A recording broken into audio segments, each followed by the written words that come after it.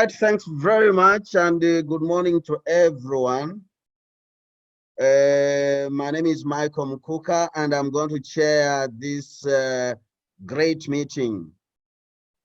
I wish Ronald started advertising it early enough to all our colleagues within the SADC region to be part of it. But nevertheless, we need to get moving. This is a good initiative by SADC PF. SADC PF, you deserve a pat on the back. Madam SG and your team, you are doing a great job. It's a very good start that you are trying to lead as our regional board. You need to be seen to be leading in such situations like this one. You need to be seen to be in the forefront to make sure that other parliaments that are even dragging behind, you are able to push them along. That being said, today we're looking at a very wonderful topic, embracing technology during and post-COVID-19, the fourth industrial revolution, opportunities and challenges. I should say, from the ICT perspective, we've always pushed forward, we've always looked forward to the time that we are going to have officeless operations using technology without the boundaries, the walls that separate us, that try and confine us in one place. We've always looked at that. And for us as ICT people, working with you, I mean, we are so excited with what is happening. Sorry to say, we're excited in the sense that what we foresaw is what is happening, except that it's being forced to happen with a wrong factor or wrong settings in a wrong environment, so to say. That is the only sad part of it. But anyway, that has been our desire, our prayer, to make sure that anyone can work from anywhere and still be able to deliver. Yeah, that's what we're looking at. So today we have some objectives before us. We'll look at discussing the role of new technology. It's not even new technology anyway. I don't know why we keep on referring to it as new technology. It's something that we saw a long time. It's something that we've been doing, except that we didn't pay attention to it. Now we are focusing on something that we overlooked. So it may not be new per se. It's something that now we are turning back to, which we overlooked or which we are not paying attention to. Very few people are paying attention to it. So we shall look at that, and then we shall look at, we shall discuss the SADC PF's position on enhancing these technologies in all diversities. We also look at the training that maybe SADC could be able to do in future, from now and in future, and the dialogue on the communication model that has been used by SADC PF since the onset of COVID-19. So basically, these are some of the objectives, and I know that today's meeting is going to be explosive. We're going to learn a lot. So I don't want to say much. I can only pass on to the next presenter, to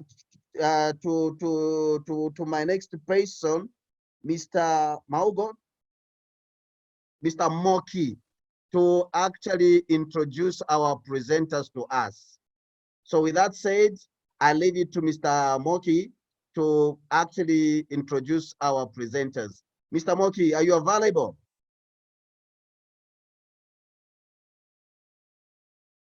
Hey, Mr. Moki, are you around? Ronald? Good morning. Can you hear me? Yes, I am available, and I'm a Miss Moki. Oh, I'm sorry. Please forgive me. Madam Moki, okay. I'm so sorry. It's okay. It's a Women's Month, so I have to. I like that. Kindly introduce our presenters to us. Thank you very much, Master of Ceremonies. Ladies and gentlemen, greetings from Gaborone, Botswana. My name is Maungo Moki, Miss. I'm a social entrepreneur, behavior change communications and cognitive theory specialist, and a strong advocate and lobbyist for effective and inclusive public policy. Let me introduce to you Moremogolo Amelia Malebane Leroke, a true embodiment of the saying, dynamite comes in small packages. Moremogolo is an expert in the media and communications field, having worked and collaborated with her on numerous assignments from as early as 2000, and having served with her on the board of Media Institute of Southern Africa, where she was the board president and I was the secretary, I can attest to her achievements. She's done and perfected it all. Moremogolo is a PhD scholar specializing on the new technology of the internet and social media. And she's a lecturer by profession, having taught at the University of Botswana, Limpopo University of Creative Technology, Communications University of China, and she's currently teaching at the Northwest University, South Africa.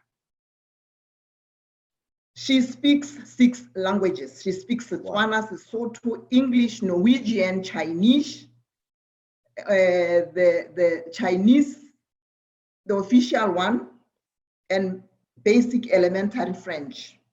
She's an international scholar, having studied in Africa, Europe, and Asia. While she was studying in Europe, she became the president of the International Students Association at the University of Tromsø in Norway. She has studied Chinese law and Chinese language.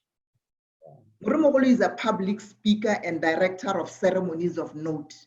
She has acted as director of ceremonies at some of the following high-profile events: the Miss Universe, during a special event organized for the visit of the former South African president, the late Nelson Rolihlahla Mandela, director of ceremonies during the official state visit of the United States of America, former President Bill Clinton, during the official visit of American National Black Chamber of Commerce delegates, official to Botswana.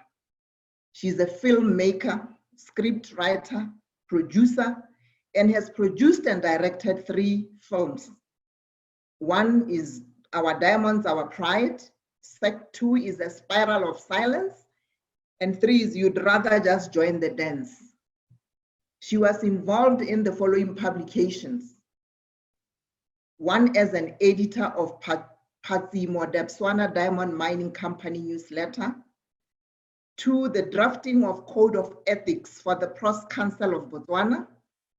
3, a chapter in the book for Gender Links South Africa. And she co-authored SADC Media Trainers Manual.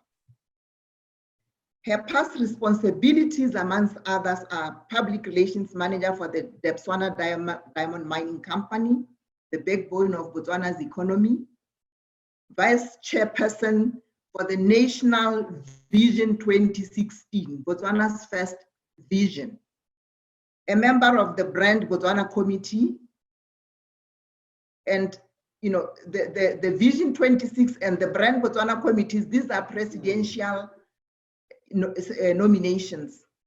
You are nominated. The president literally asks you to sit on that committee.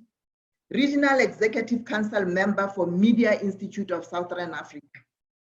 Her job here entailed working with the entire Southern African countries, visiting all of them, because she was the executive council. As an executive council member, she worked with all of the SADC countries.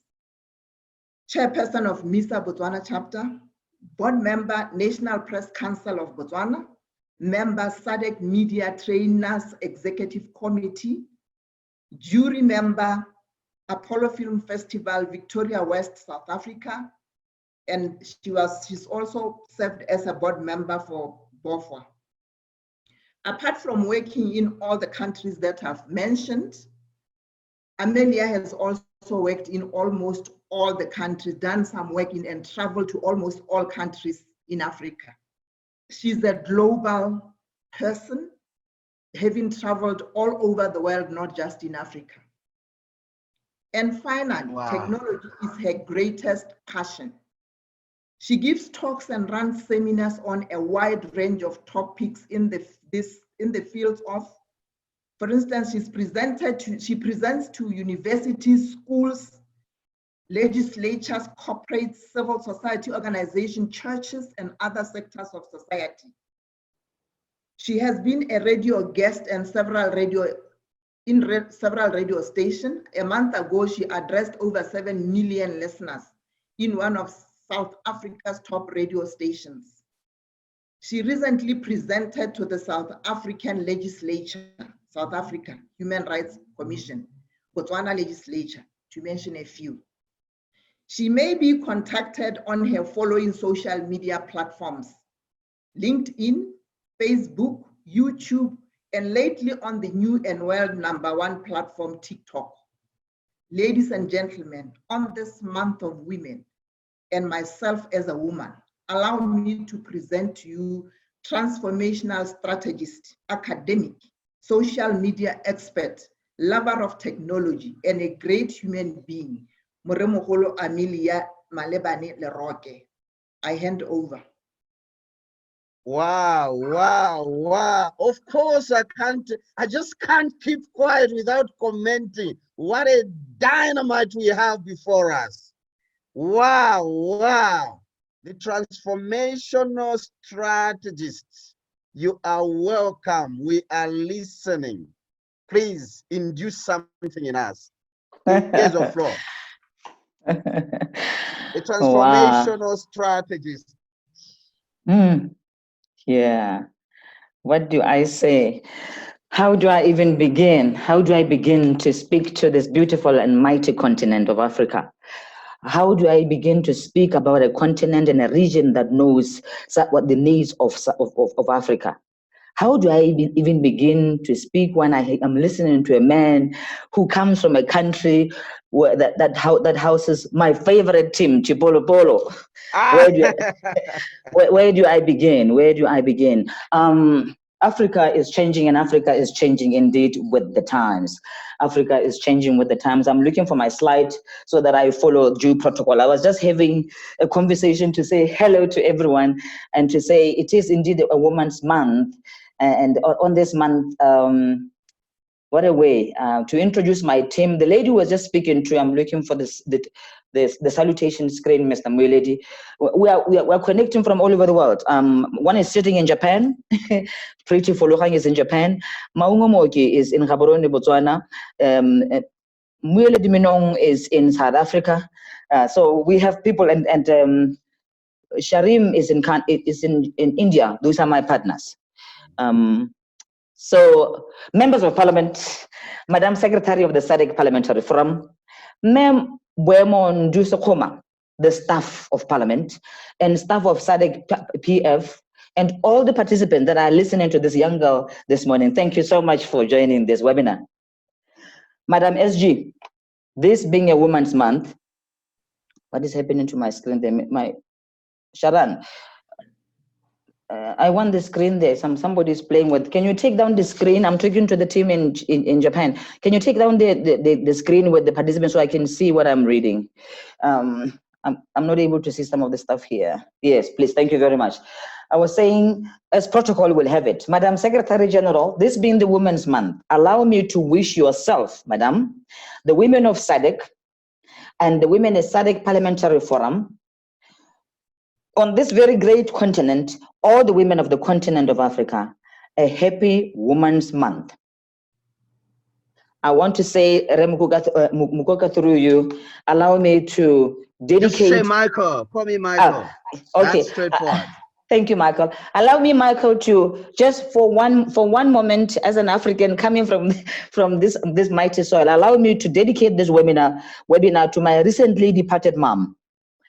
Her name was Madora Julia Malebane, from the village of Muchudi in Botswana, and her mother was from the Royal Crawl of Muchudi. Can I just dedicate this webinar to my mom who just recently passed away?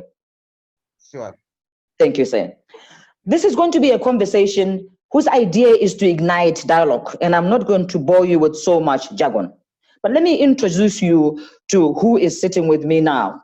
Mr. Mweledi, can you go to the screen with Maungo Moki and yourself on it, please? Yes. The lady you hear who is sitting in Gaborone introducing me. I'm surprised she's reading my CV, but the lady you are listening to is a knowledge maker. The lady you hear introducing me is a policy entrepreneur.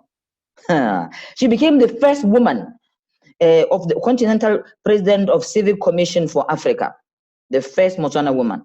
Yeah. Miss Maungo Mogi has done work across the continent of Africa, the United Nations, UN chair. She's done a lot. She's a lobbyist. She's from African development scenarios. I don't even know how to go through all of them. She was a banker who turned herself into this lobbyist of note, a developmental advocate, and a lot more. The lady who was introducing me. The gentleman who's moving the slides is Mueledi Mino. I call him a hacker.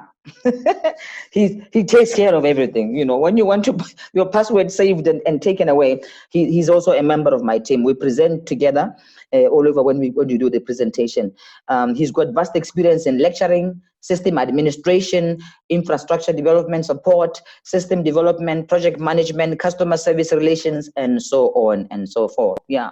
So this is my team. The rest of them said no. As long as I mention the countries, I shouldn't talk about their names because it will take a long time. Michael, technology has been, and the rest of the participants who are listening now, technology has been such a trendsetter. Technology has come to Africa and we cannot ignore it. I have the advantage of having been to Asia, where I saw systems working in Japan, where I saw systems working in India, where I saw systems working in Beijing, China, where I lived for a couple of years. I've seen how technology, whether we like it or not, has taken over. Fellow participants, thank you so much for joining this webinar and for making time to just be able to listen to me. I know my father-in-law is here online. I'm sure he is listening, and my husband is listening. I sure hope so. Now, when technology takes over, fellow participants, when it has, I mean, the information is sitting on the palm of our hands. Yeah. I don't have to leave my house anymore.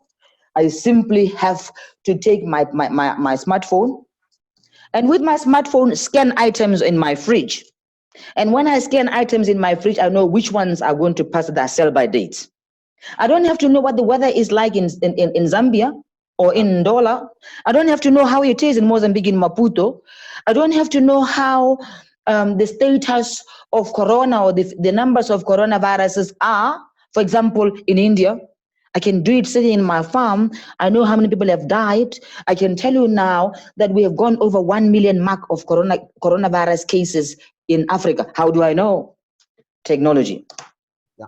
You see, it has set the pace so much that we cannot ignore it anymore. It has affected our culture, our society, the way we interact. It has affected issues of governance. It has affected literally everything. Participants, I'm sure you have heard, and I'm not going to bore you. You have heard about hashtags. Telecommuting, hashtag date online, hashtag teaching online, hashtag digital economy, hashtag knowledge economy, hashtag 4IR, hashtag Internet of Things, hashtag big data. You've heard of all of this. The revelations that have been brought by COVID-19 on the fore is that we need to run faster than we are. And this has been made even so clearer. Go back to the slide. It has been made so clearer by the coronavirus. Am I saying that coronavirus is a blessing? No. What am I saying? I'm saying COVID-19. The catalysts. Yes, COVID-19. Technology. Exactly. COVID-19 has showed us, Michael, that the schools have got no technology, the teachers have no computers, the doctors don't have enough equipment. It has showed us so much that we are relying only on transporting goods from here across the SADC region by road, and our drivers are at risk. So many of them have got the coronavirus cases. Now, what is happening? We're talking about digital economy, knowledge-based economy. We've got no sugar, for example, in Botswana. There's no toothpicks, just simple things in Botswana because they're coming from South Africa. There's probably no cooking oil in Zambia because it's coming from Zambia. There are probably no diamonds in Mozambique because they get their diamonds from my beloved country. I'm just saying this COVID-19 has shown us that our boys and girls cannot go to school. They can't go to school anymore because the infrastructure is not there. And whilst they can't go to school in the homes, the infrastructure is not there. Not even that. Fellow participants, we are not even yet ready. I mean, how can I leave my children at home with my mom and ask her to help my child with some e-learning course? So already COVID-19 showed us that we're operating in very different environments. And I'm aware of the differences in developments, and lest I be accused of fast-tracking the very concept of development. I know we cannot compare with Asia and the rest of the world, but these developments, these changes that came with COVID has shown us that perhaps it is too early to talk about the fourth industrial revolution. Perhaps we must be talking about access to this technology first. We must talk about the various African organs that have committed to treat everyone equal and to make everything accessible to all, especially technology. We must talk about that school in my home village that has got no clean drinking water. We must talk about a farmer who has to load a lot of trucks from Ndola to Kitwe to go and sell them in the market. We must tell the farmer that he can still sell his cattle without moving from Lusaka. That's right. We must tell the teacher that she doesn't have to go to school if she's running late. She mustn't go in the traffic, be running to save time. She can use her WhatsApp. She can use platforms on her phone to send the boys and girls assignments for them to do. The new technology and the knowledge-based economy, all of the key phrases that, and I'm trying to deliberately avoid them. I don't want to be talking about Internet of Things, big data, data analytica, business intelligence. I don't want to be talking about that when I'm saying, is Africa ready? It is no longer business as usual. Is Africa ready to embrace this technology? And is SADC as a region ready? And I want to thank Madam SG and her team for these invitations, because now we are addressing members of parliament, and perhaps with members of parliament who are the legislatures, they'll be able to go back and say, yes, it is now or never. The one thing I can mention about the fourth industrial revolution is that it could be very scary from moving with a tractor, with a hoe in the farms. But the simplest way I want to bring down fourth industrial revolution to you, fellow participant, is that it is nothing but speed. 4IR simply means speed. The speed of doing things. You don't have to go to your doctor anymore. You can use telemedicine. Those ones who are in the arts can do so much. And there are issues of copyright and who owns the work. Those ones who are in the arts, sorry, I'm taking off my jacket. Those ones who are in the arts, the architects can now do designs. We're moving on to 3D designs. There are so many opportunities that come with technology. And I was saying, I don't want to talk about 4IR when I'm a child of Africa, when I know the dynamics on the ground, and when I know what is there. We need to, as the region, we need to make it possible for AFCFTA to function. This is the Africa Continental Free Trade Area. By this, as I was giving examples of the trucks coming in and some of them stopping by the border, we need to take opportunities. And this is when we're talking about digital economy. How does this body, the Africa Continental Free Trade Areas Act, how can it leverage on technology? How can it leverage on the fourth industrial revolution? How can it leverage on the knowledge-based economy, and so on and so forth? Our region is also part of the international, continental, and regional development frameworks that are aimed at collective response to global and socio-economic challenges. And we know of the Agenda 2030 or UN SDGs. Now, it means now, more than ever before, we need skilled personnel. And some are saying, no, this is not going to take our jobs. We won't have any jobs because technology, I know I don't know if some of the participants know of of Sophia the robot. Sophia is a citizen, she's a robot, but she's a citizen of one country. I think it's UAE, where robots are taking over. But Sophia the robot will not take the job of anyone, because Sophia the robot was also invented by men. So whilst many fear that this technology will take their jobs, the truth of the matter is that participants, we need people skilled to work with this technology. It therefore means that we need to focus more on what we call STEM in South Africa, the science, this science-related courses or subjects. We need now to begin to change the template. We need to be starting to focus more on mathematics, science, and technology courses at schools. And I'm saying, I lift my hand and say, we need to start at the kindergarten. We need to be talking about coding and robotics. We're talking about life pre and post COVID-19. We need to be teaching our children. I see them in the houses. We always say, oh, these kids are so smart. They are always using these gadgets. They know how to use the remotes. So you can see that these little minds are the fertile ground. So we need to think about really fast-tracking teaching of technology, because we need men and women who are going to be dealing with Internet of Things, big data, data analytica. We need men and women who are going to be able to interpret to us underwater technology. We need men and women who are going to tell us what is synthetic biology, where you make almost a living creature inside a laboratory. So this technology has come, but it's not going to take anybody else's job. So it talks to issues of governance and being aware that we are the global challenges are really global. They are really global challenges. The challenges in India, challenges in Turkey, challenges in Guatemala, challenges in Malawi, challenges in Maputo, challenges in Swaziland, challenges in Lesotho, challenges in Lake Zanzibar are identical, if not near identical. So we need to find a place where we are able to converge together, and SADC PF is one of them, and the SADC SADC body is also one of them. And we need to be able to start looking at shifting dynamics, and also realizing that there's privilege, the privileged few and the very marginalized in terms of this technology. We need to build better lives across the gender spectrum. We need to build better lives across the rural communities. We need to be able to inhabit the fact that Africa has very different cultural backgrounds and operating very different cultural spaces. However, we are all living on WWW. This is the World Wide Web. It's unavoidable.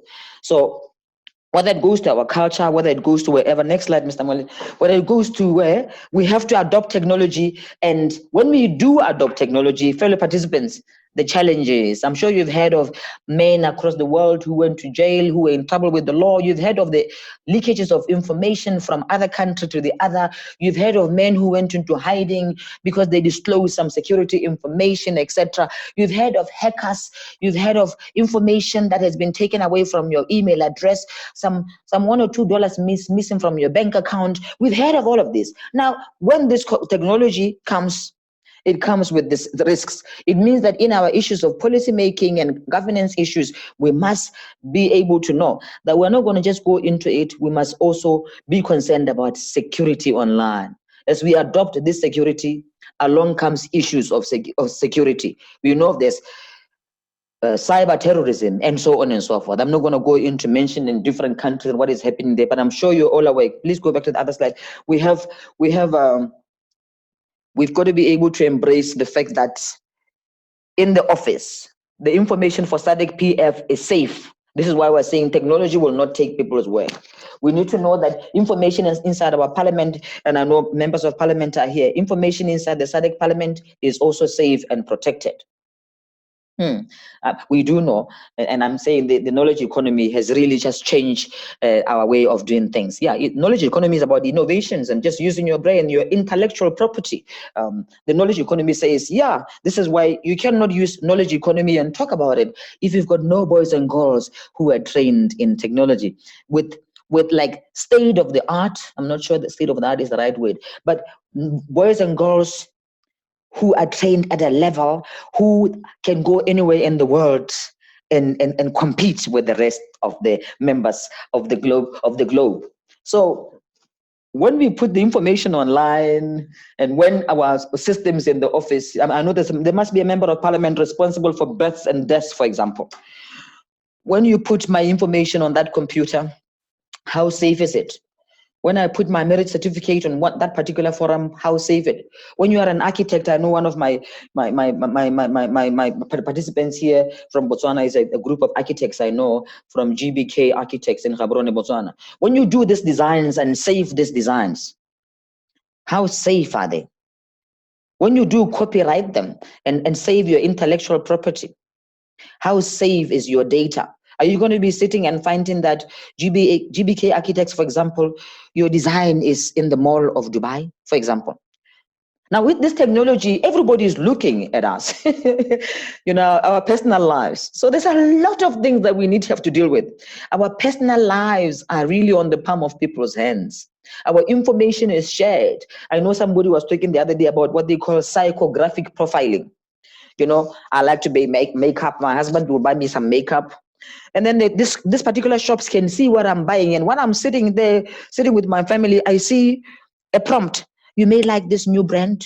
You may like this. So it means that there is surveillance and our security, our privacy is in question. So that means security of information at SADC PF, security of information across SADC, security of information across Africa, security of information around the world. Hence I talk about digital governance.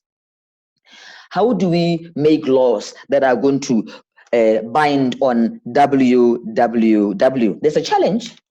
How? Because some of the servers are sitting in the seas and nobody owns them. Hence, they hack the systems and do whatever into government files.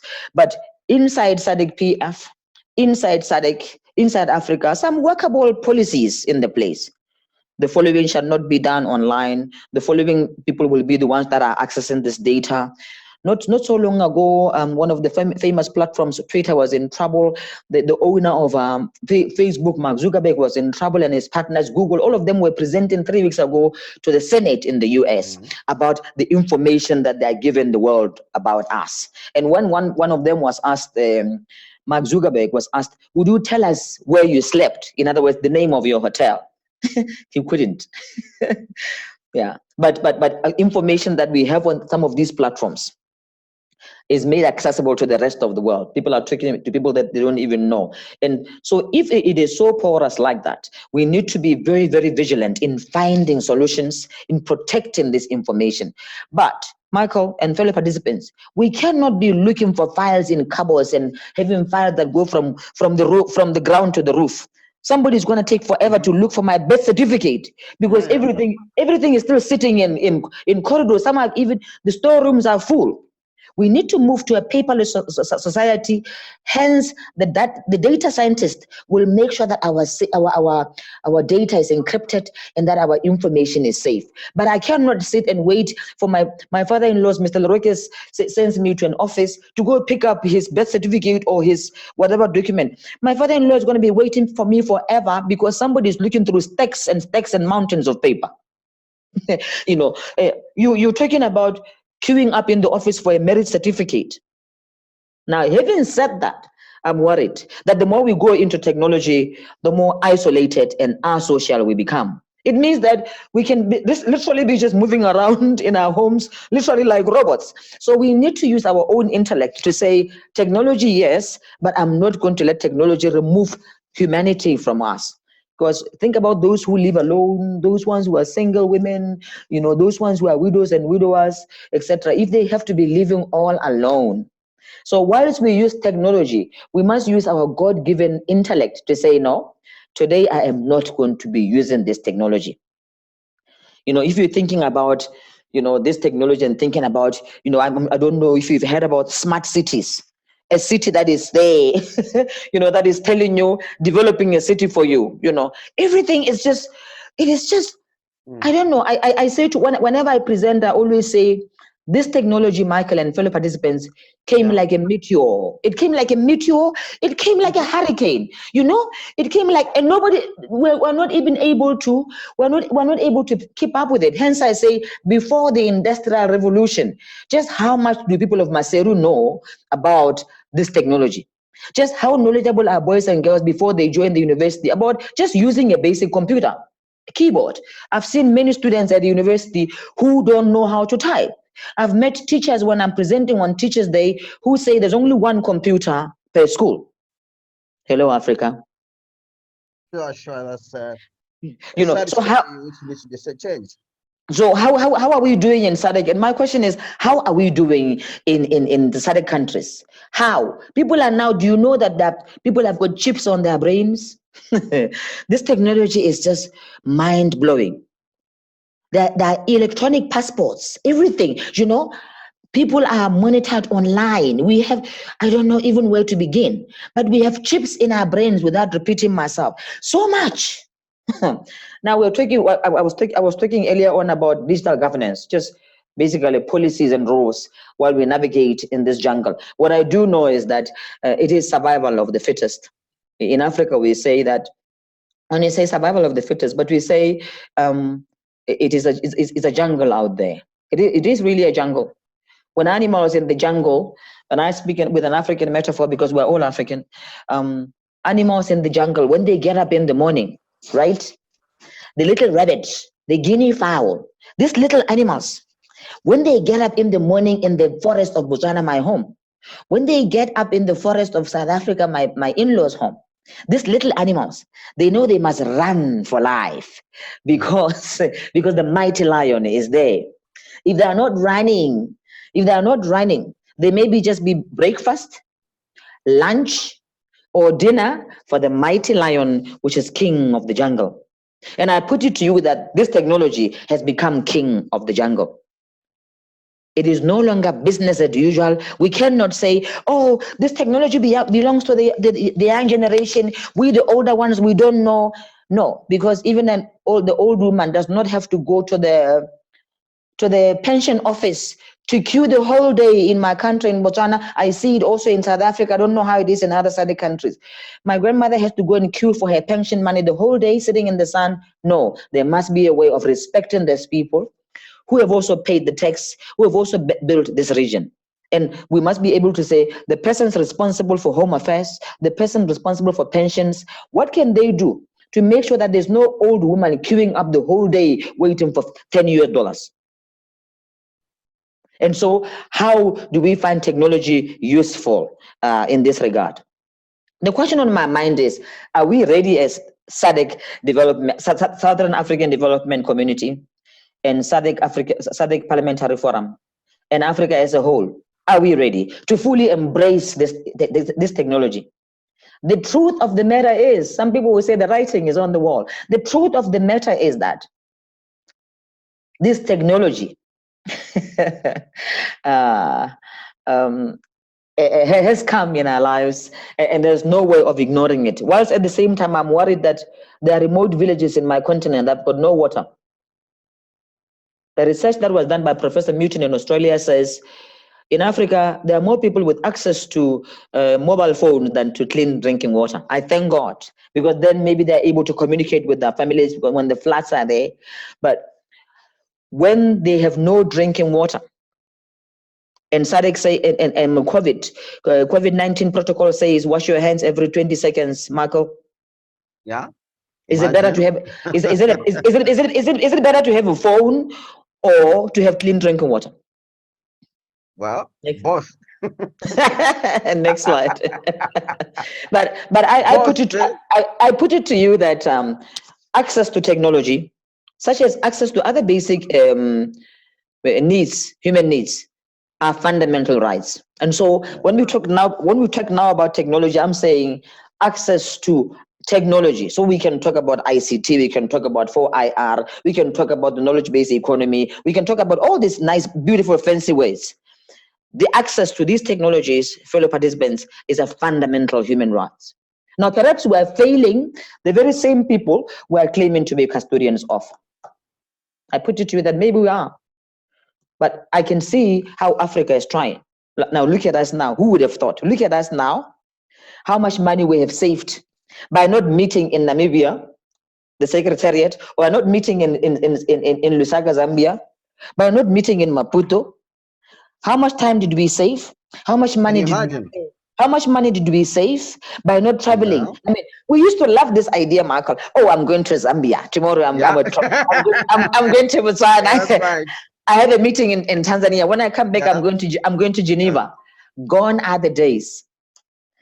Because even aeroplanes are not safe anymore. There are terrorists everywhere. So I put it to you that we can do a lot more without even leaving our homes. And we can save so much. I was speaking to colleagues in the legislation in South Africa, and I was saying just how much time is used by both workers and employees online. And I spoke to an IT director like you, Mr. Michael. Do you know how much money was it? What was there? Yeah. When they arrive in the morning, when they arrive in the morning, they're watching their favorite bishops. They're reading their favorite sermons. When it's Friday, a special meal or a recipe for the husband or family.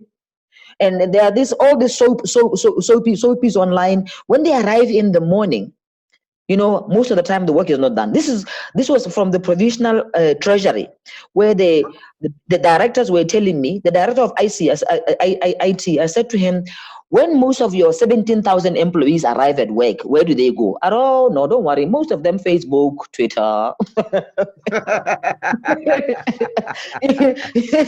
and I said, if they are going to Twitter and Facebook, how many bytes, you know, because that's your area, say.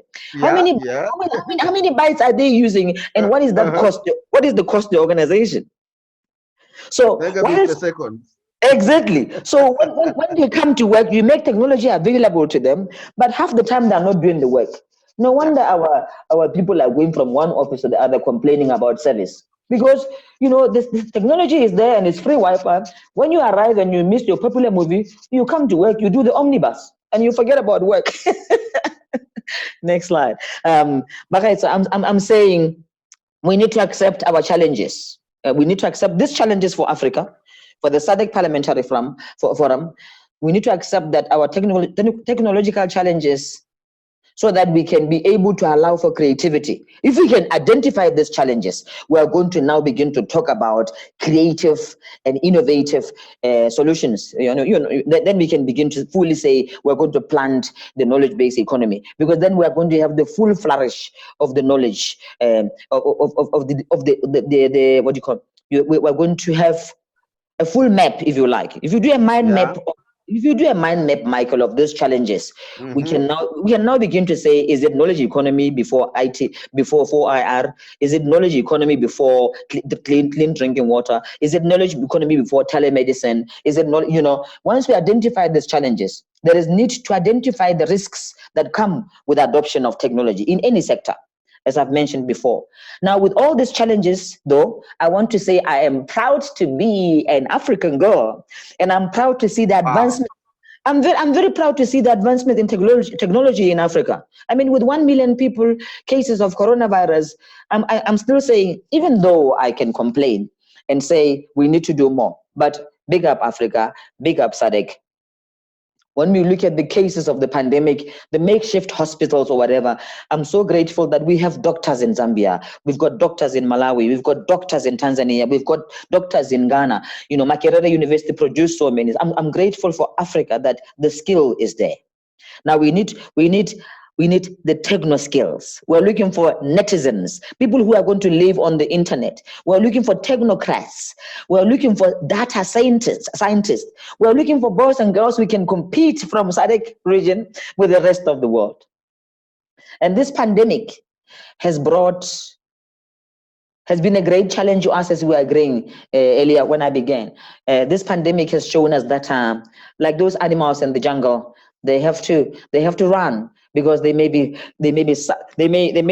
breakfast, lunch, or supper for the mighty lion. We need to go. I think we're coming to the last slides. If the gentleman in South Africa is doing, oh yeah.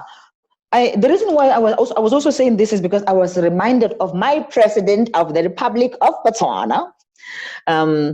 Honorable Masisi, when addressing the third ordinary session of Assembly of Heads of States and Governments of the African Union, he says, in order to achieve Africa's aspirations and development agenda, let's work together towards the attainment of Agenda 2063.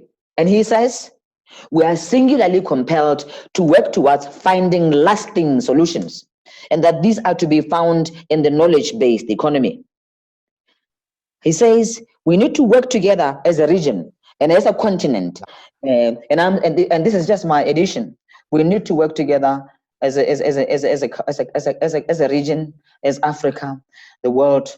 And I was just saying yesterday when I was writing this, I said, fellow participants, it's not the leaders only, it's only us in your home, in whatever environment, in your home, in your office. Just how are you embracing this technology? Members of Parliament, what are you doing to empower your citizens to embrace this technology? Members of Parliament yourselves, how knowledgeable are you of this technology? Let us imagine a continent with systems that work. Let us imagine an Africa that works. Thank you very much for listening to me. Wow, wow, wow, wow. That was really explosive. Can we ask you some questions, please, before I come in? Yes, sir. Questions. I know that, well, time we can extend a little bit, but this has been an explosive presentation. Thanks very much. Thank you, sir. Mighty African woman. Thank you, sir. Thank you. Thank you, sir. Thank you, sir. So, there's some issues that I've really picked from you. It is very true that to a certain degree, ICT penetrations in Africa seem to be getting on well. And we've got a lot of brilliant minds, like you've pointed out. We seem to have some little challenge somewhere, and that is creative and innovative leadership. But SG, SADC PF, that is the role you need to play to make sure that you start moving your members into creativity and innovation. Then it will trigger to the rest of the people across our region and across Africa. So can I allow for some questions, please? We'll take some questions. 15 minutes for questions.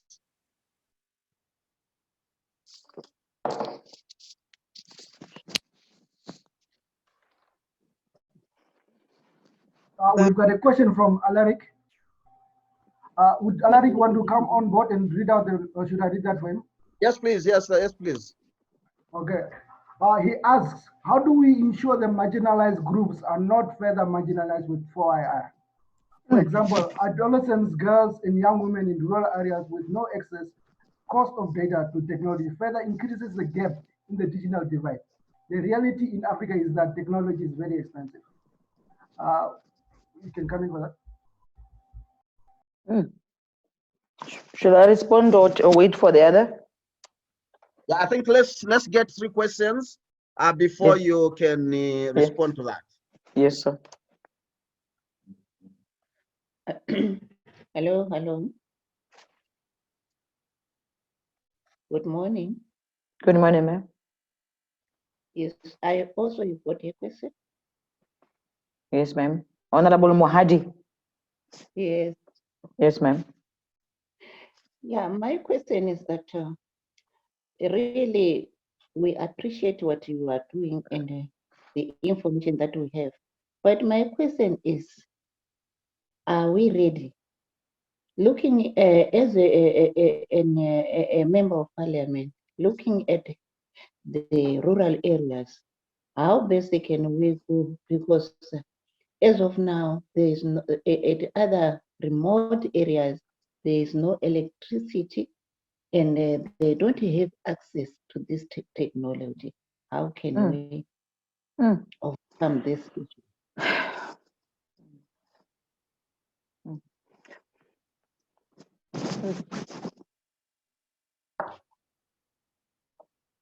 I don't know from the facilitator. I'm waiting to see if there are any questions to be guided by you. Mr. Vindai. Another question? No, there's no questions in the chat as of yet, but I think you can answer the first two. Okay, thank you very much. The first question, I was not able to tell, I didn't see properly who was asking the question because Mr. Vindai was asking the question on the person's behalf. Which country was that, sir? Vindai? It's from Surface. It's Alec. From where? Surface. What is Surface, sir? It's an organization based in South Africa, madam. Okay, the country is South Africa. Yes. Okay, I want to. Zimbabwe. In Zimbabwe, apologies. Oh, the country is Zimbabwe. Yes. Okay, and then Ms. Honorable Mohadi is speaking from where? From Zimbabwe as well, ma'am. Honorable Mohadi. Yes, ma'am. Wow. The gentleman who is famous and a billionaire, his name is Alibaba. Maybe he's a triple billionaire. I wish we could bring some of that money to our region. His name is Alibaba. He's the owner of Alibaba. His name is Jack Ma. When they interview him to say, just how did you make so much money at this young age? This is an interview, right? How did you manage to make so much money and you are only 34 or 38 or whatever? You know what he says, fellow participants? He says, first, I look at what it is that you are doing. And then I look at how you are doing it. Then I look at what is wrong that you are doing. And then I make it right. Now, when you say, how do we make sure marginalized are not left behind? I'm saying, Zimbabwe, what are you doing? What are you doing wrong? And what is it that you may do right? Once you identify these key challenges, once you identify that the marginalized are marginalized, I mean, isn't it that in every area in Africa we have elections? Yes. And we have members of parliament who say, vote for me. And when you vote for me, I'm going to bring you artificial rain, for example. You know, vote for me. I'll make sure that every single bride goes into a limousine. When we have people who, I'm just giving as examples, just jokingly. But when we have leaders and they have documents, the developmental agendas, as Ausma Ngomoki, the organization that he comes from, she's very passionate about Agenda 2063. When Mamoiki says the commitment not to leave everyone behind, I had a beautiful conversation with my partner, and the lady was introducing me, Mamoiki. She says, when we actually were saying that we are not leaving everyone behind, was that paying lip service? How is it that right now we have the marginalized who have got no computers in Zimbabwe? I mean, I was in Lake, the Motapa was in Maswingo before lockdown. And I know Zimbabwe very well. And I'm grateful for my membership of MISA because I know all the SADC countries. I know the situation as it obtains in Zimbabwe. Yeah. You know, and I'm saying, what is the leadership doing? So we have to be able to sit down, call them to order, show them all these instruments that they've committed to, that they've signed up to. And a member of parliament herself can say, we were on webinar yesterday. Let's talk. Why are we still having our boys and girls having no technology? What did we sign about making sure that we leave everyone behind? I am sitting here as a member of parliament, Mohadi, and I'm saying, I want to apologize to you. You could be saying this to your people. I want to apologize to you because I said I was going to do it and I did not deliver. But Michael, you said something very, very important. Yeah. But when you made a comment, you said creative and innovative persons. Yeah, leadership. Now, yes. Leadership. Now somebody says if the mountain cannot go to Muhammad, then Muhammad must go to the mountain. So some of the people who cannot deliver, I mean, I may just get in trouble for this, but some of the people who are not delivering for Africa must just make way for those who can. Exactly. That is the direction we need to take. Exactly. You know, we've had a situation where people are not delivering and allowed to stay in those offices, hindering progress and advancement. That should not happen. And then we have very elderly presidents. I mean, you have very elderly leaders. If we are talking about 4IR, Internet of Things, big data, business intelligence, how does an elderly president or elderly leader who's way over 80 understand even how to use a Palm Pilot? Hello? So even the leadership must be able to, they say they must be hip and happening, they must be retro. So we need to also to, during the elections, really make sure that this one can run faster. I know that in our African culture, they'll be saying, what are you saying? Are you saying that when I'm 80 years old or 85 years old, I cannot be a president? I'm like, no, the X generation, the Y generation, they cannot hear your language. And Africa is not hearing you.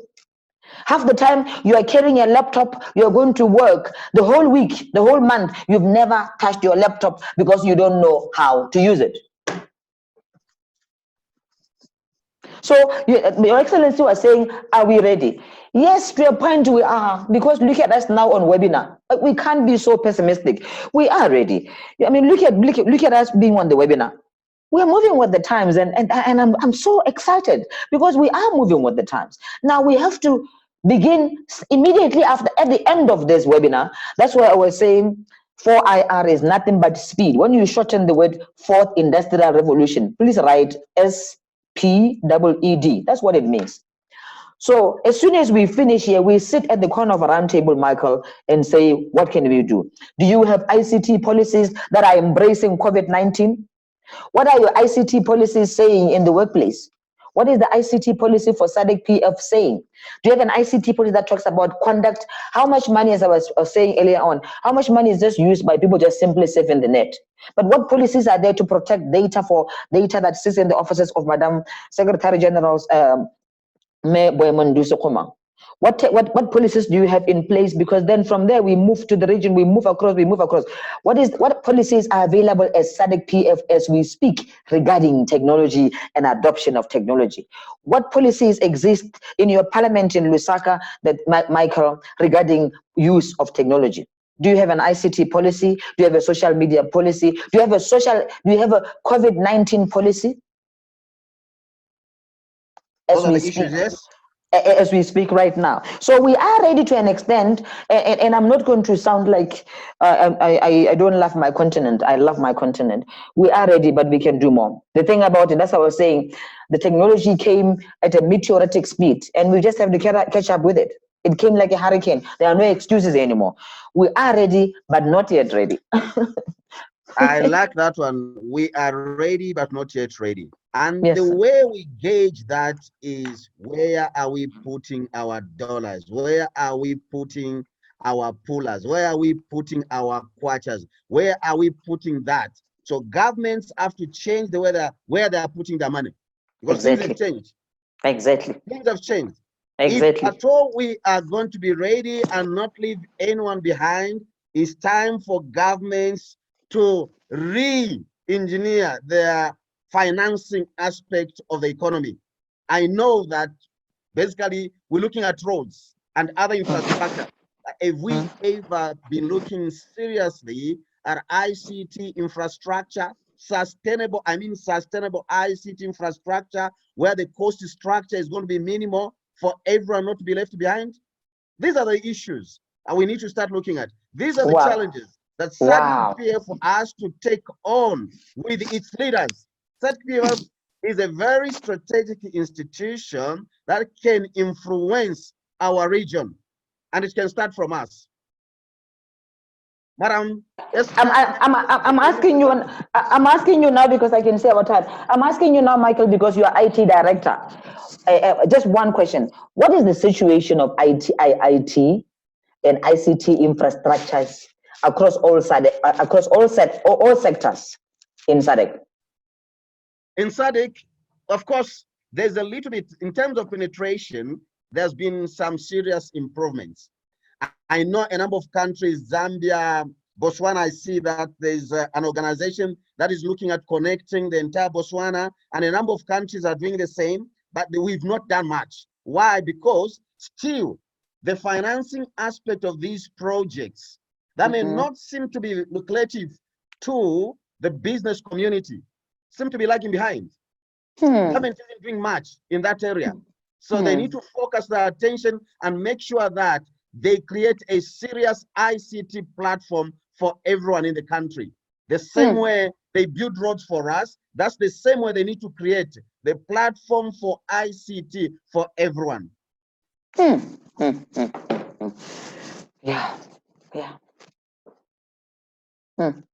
Okay, some more questions, sorry. You are very passionate about this, Michael. Just like you are. Just like you are. You see that? Thank you, sir. We're passionate about transforming Southern African region and Exactly. Africa as a whole. But we can't keep looking at Africa if we can't look at ourselves. And we cannot keep on. Yes, and we can't keep on admitting the fact that Africa is a dark continent. No, we can't. We can't do that. We can't do that. Because we have so many Africans who are well educated. I mean, we have I know in Zambia, for example, Evelyn Horn University have trained everybody, almost everyone in Botswana, including the journalists, etc. So Africa is not a dark continent. We are making it a dark continent. It is not a dark continent at all. No. This is why we need SADC PF, Madam SG.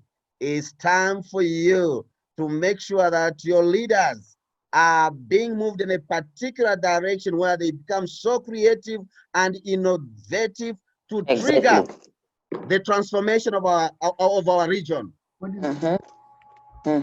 Hello, Michael. I have a question. Yeah, send a question, please. No. Okay. No. Let me say thank you and thank you, presenter. My name is Robert from Botswana. Now, at AU level, the member states, they have developed a draft digital transformation strategy for Africa, which runs from 2020 to 2023. Now, my question is, and I will particularly pick up one sector, which is our tax authorities. Here in Botswana, you're talking about Botswana Unified Revenue Services. Now, how are we ready in terms of how do we tax the intangibles like digital economy, the fintech? As we know that a certain company will have a letterbox company in Mauritius, Dubai, wherever, and they will trade online, like has been mentioned. Now the question is, how do we tax the digital economy, the intangibles? Thank you. How do we make what was the last part? How do we make the intangible tangible? No, the question is, how do we tax? How do we tax the intangibles? Yes. I also have a question. May I ask so that you couple them when you respond? Sorry? I was saying I also have a question. Can I include it as well, or I should wait for the response to this? No, just send it through to. All right. Thank you so much. My name is Tshepang Tshita Mosena from Lesotho.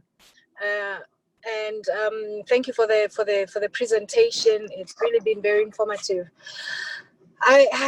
Now listening to the presentation from the point of view of being a member of parliament and trying to, integrate everything that's happening. You've been rightfully saying everything is happening at the light of speed. We've definitely had to adapt very, very quickly due to this COVID-19 to the use of technology.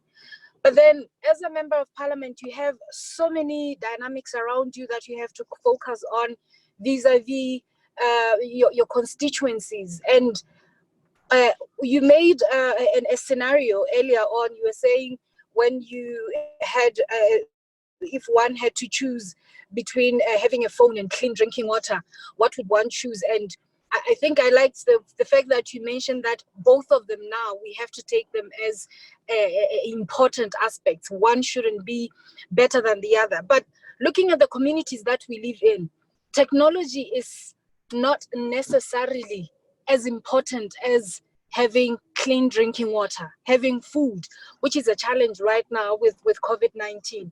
Now, what we are talking about, yes, these are policy issues that we can talk to maybe in 6 months, in a year, or even more, considering the policy making environment in Africa. Now, how do you fast track responding to the IT or technology issues versus the fundamental living issues of human beings in Africa, considering the digital divide that we're already in and considering the financial challenges that we have right now? Thank you. Thank you very much. Thank you. Thank you very much. I have a partner who is in Botswana, Miss Maungo Moki. You worked with these bodies. The question is, how can we tax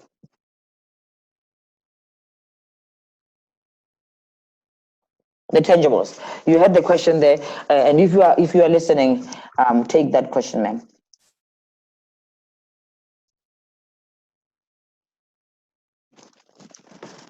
Is she there? Is she there? Where is my partner? And why are everybody else's screens off? I'll wait for her, but I don't know if she can hear us. Yes. Yes, the question about taxing the intangibles, take it, because these are the organizations that you work with, the Africa Free Trade. You are the one that believes in that no one should be left behind in the economy. And I know you're very passionate about business in the region.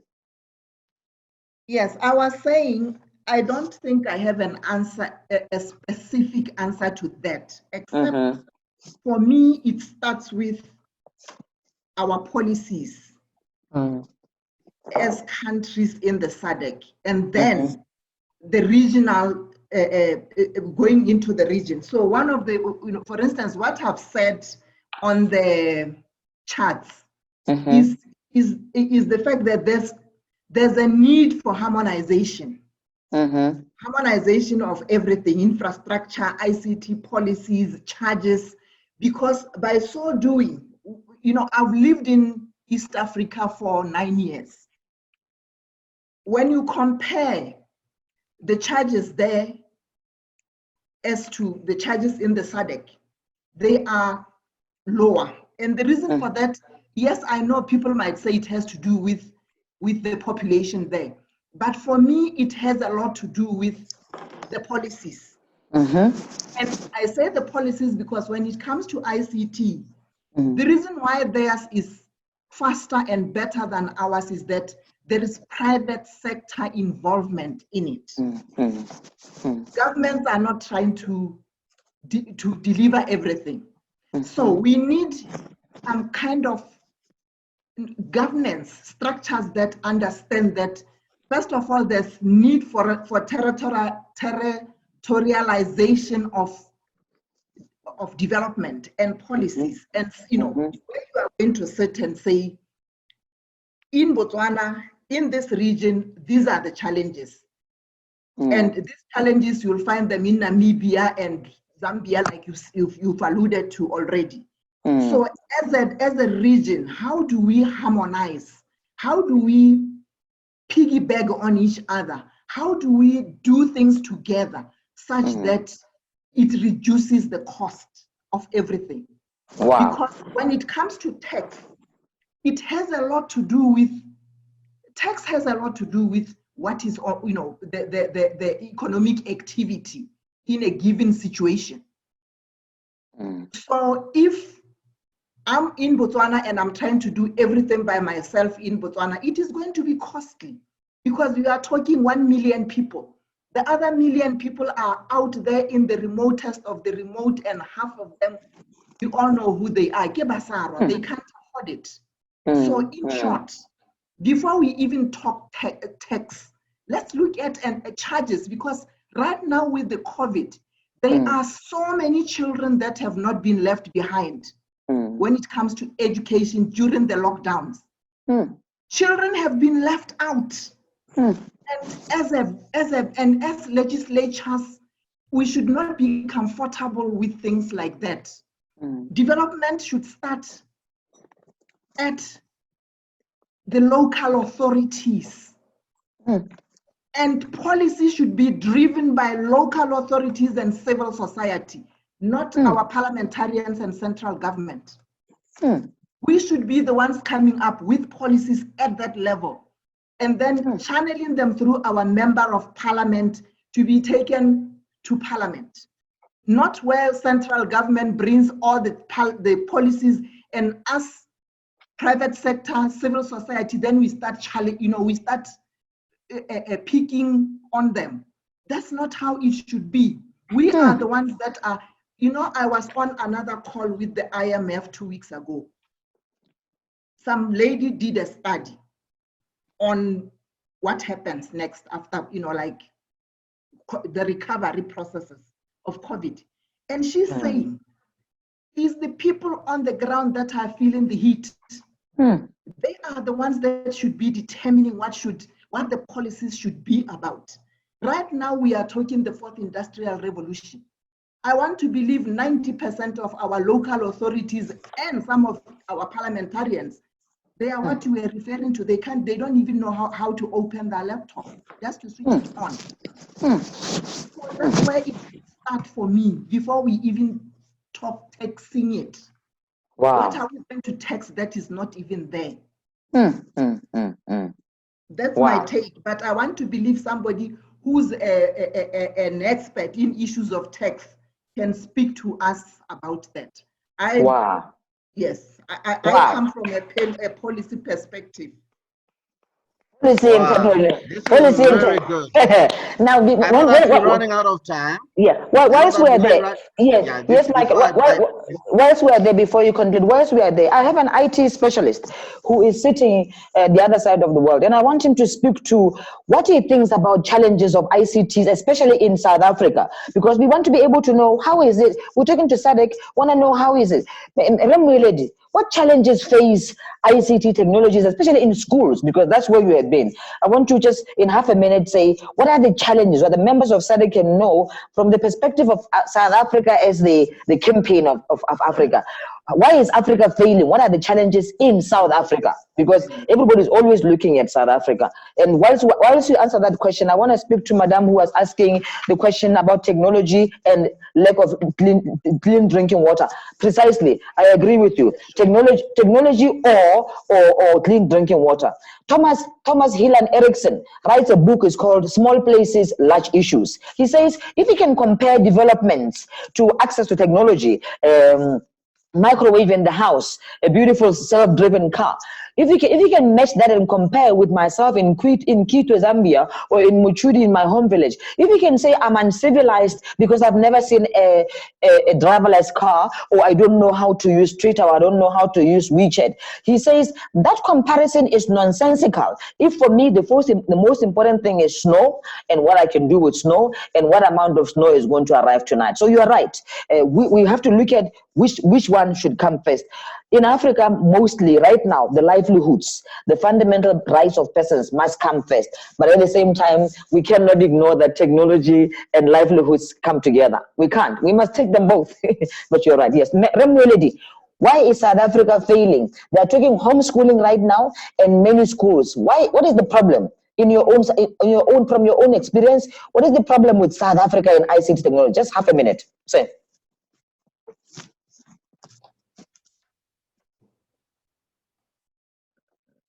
What is he? Thank you and good morning once again, colleagues.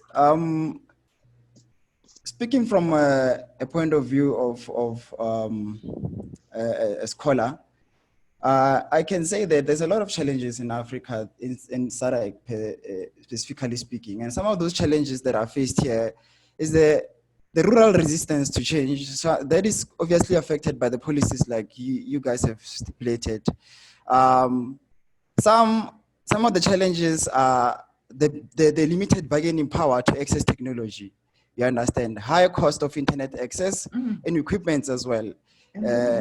Like you alluded, there's a lack of understanding of ICT sectors. That is also a policy problem. You understand, lack of access to low-cost devices. It's a serious problem. Scared population in rural Africa. One of literacy as well is part of the problems that Africa or SADC are facing. So, me coming up with solutions, I think that we should introduce economic measures such as software investment opportunities, whereby we should be practicing STEM thoroughly in SADC. We should be starting from the ground up, from kindergarten, introduce things like robotics to children. Those are some of the fundamental things that can be drivers in seeing Africa moving forward in terms of it being part of the industrial revolution that we are experiencing at the moment. I thank you. Wow, Thank you. wow, wow. Wow, We know thank what you. is required. We Yes. seem to be having something in place, and we We know need- exactly what is required or where to start Yes. from. We So need I the see money. that, yeah. I see We this need is quite explosive. And thanks very much for everyone here on this platform. But it is a challenge to Madam SG. Would like to have this meeting again in the next 1 month. We need to be having these kind of meetings because they translate into something tangible on the ground. Yes. Somehow, we need Madam SG together with our presenter today to make sure that this becomes some sort of meeting we are having almost every month or every after 2 months. We should be Touch having base, these meetings continuously. We need Yes. to come up with a proper strategy and direction so that these meetings start informing into some boards. It needs to Yes. inform into some organization that will bring influence in our region. We can't just sit on this wealth of information, knowledge that we have without being passed to implementers eventually. So, Madam SG, can you give us some concluding remarks as we come to the end? We can't see all the participants. They've gone. They've switched off their Gone. videos. No, they are not gone. No, we have 44 participants. Yes. Oh, Yeah, we have 44 participants. They have Madam to see. SG. Yes. Madam SG, I call upon you, please. Thank you very much. Congratulations to that excellent interface. Honorable members present, staff of National Parliament, our key presenter who has really graced us today, Ms. Moromopolo Malebang Leroko. We really congratulate you and are proud to be part of this webinar that you have shared your knowledge with us at the SADC Parliamentary Forum. First, I'd also like to congratulate all the participants who have joined us and who continue to join the SADC Parliamentary Forum webinars, because this is part of the participation of the citizens of SADC in the processes that SADC is looking towards and implementing as part of the regional integration agenda. And at another level, this really speaks to the strategy we have adopted at the SADC Parliamentary Forum level. Indeed, this strategy is part of promoting what we refer to commonly as the interparliamentary cooperation. We probe into the possibilities to contribute to the knowledge economy, as you've already heard the impact thereof, and to use technology to reinforce parliamentary processes. I would listen very carefully in terms of how you cleverly weaved into real practical examples the impact of technology in our lives.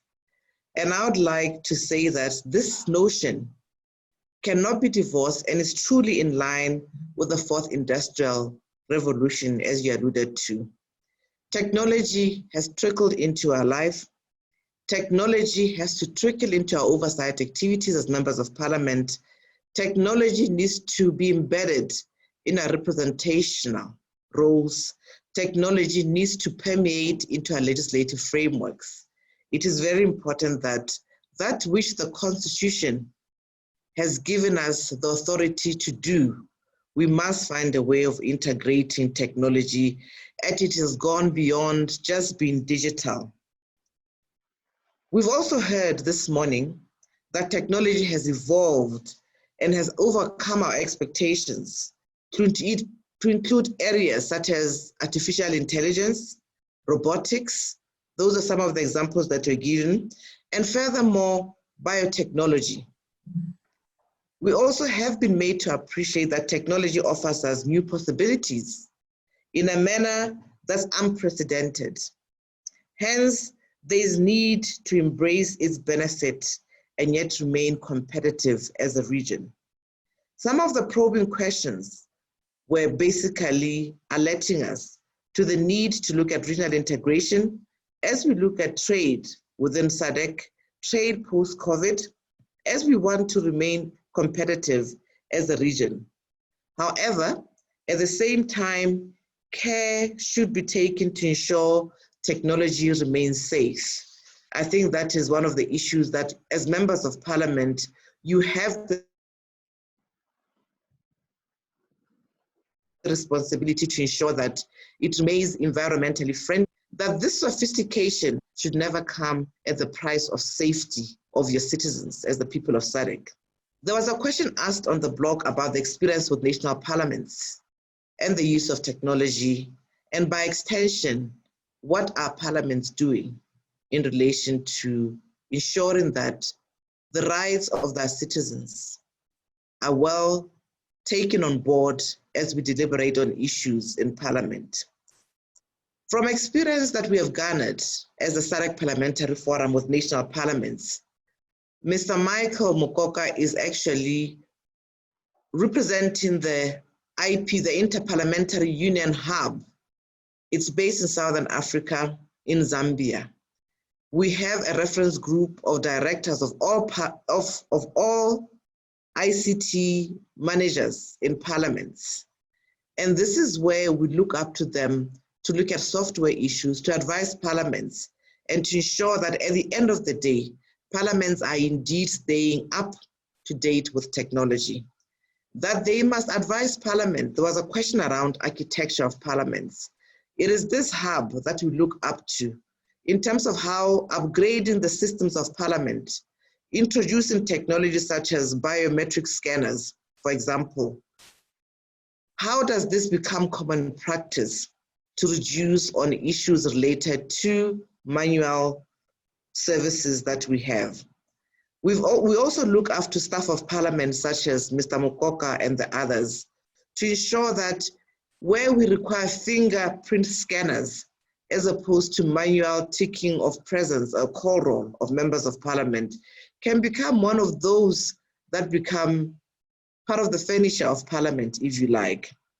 Such innovation is in line with uplifting the level of security required at one level to keep our premises safe, to also respond to some of the COVID-19 protocol, where we have to reduce congestion, we have to reduce contact, and at the same time, maintain efficiencies of parliament. Because if there's no attendance in parliament, you'd all agree with me, then when we have to pass legislation, we'll get back to inefficiency where the citizens accuse us that the laws are passed through parliament and they are not passed by parliament. Furthermore, some national parliaments have implemented what we refer to as e-parliament projects, which infuse technology into business management processes of parliament, such as Hansard reporting, procurement, live debate recording, and sharing of parliamentary documents such as the order papers and bills online. I would like to congratulate Botswana. They've also recently gone live, a practice that has always been there in Zambia, and a fully fledged department of media is actually fully operational. These are the developments through such capacitation and through such forums that would like to see us develop us further. Let us improve on our website. Let's maintain intranet engagement. The speed up of such processes will also speed up our efficiencies as parliament. We'll become more efficient, we'll become more transparent, and in turn, the democratic agenda of the state is equally advanced. As parliaments, we represent the sovereignty of states and the voice of the people, and that should never be what we lose sight of. Such interventions, such technologies are what would assist us to reduce costs, and yet from the perspective of democracy, the perspective of representation, we encourage initiative, we advance democratic participation processes in the SADC region. Nonetheless, as Mr. Mokoka has directed me this morning, we will consider further capacity development sessions to expose our members of parliament. I would like to add here that some of these technology platforms should be aligned to our committees We have committees of trade, and I'm happy that you mentioned the issue of the Africa Free Trade area. We have committees that are focused on empowering women, such as the Regional Women's Parliamentary Caucus. We have committees that focus on gender, committees that focus on human and social development, committees that focus on democratization and human rights. If we can find enthusiasm in integrating technology into these committees and balancing the interests of our members carefully and weighing these implications of the use of technology on development, this will bring a huge benefit to parliamentary processes. I now turn to you, Ma'am Moremogolo, to say it is Women's Month. Congratulations, and I'm proud to be associating and lifting such women, because it is only through standing on your shoulders that I can be tall for this region and for my country, Botswana.